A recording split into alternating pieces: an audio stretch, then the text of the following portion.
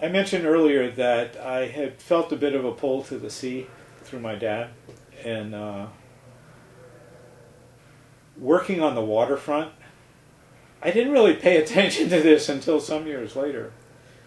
But one of the things that my dad was doing in Southern California in the late 1920s was leading, if not leading, participating in organizing longshore workers in San Pedro, and getting busted and getting his head cracked open and stuff like that. But some of the old timers down there have told me about that, so that's pretty neat. But more current with my own life was Harry Bridges, was a friend of my aunt and uncle's, my mother's sister and her husband, who had lived in San Francisco from the mid-20s. And they had become really good friends with Harry.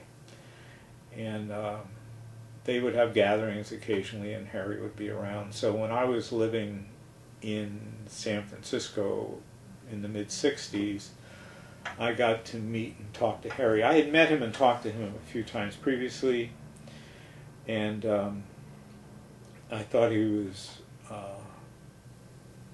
enormously principled and pretty cranky, and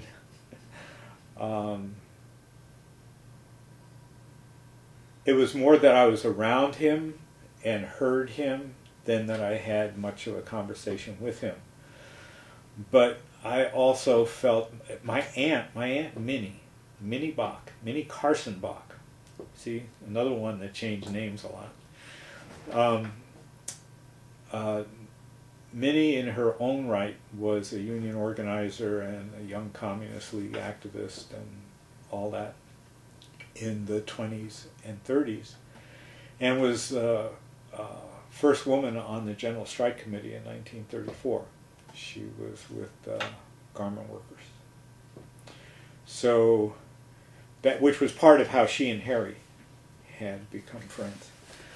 So there are all these connections, that to me, just on an emotional level, let alone a political level, are just combining my life with this waterfront, and the people in the union.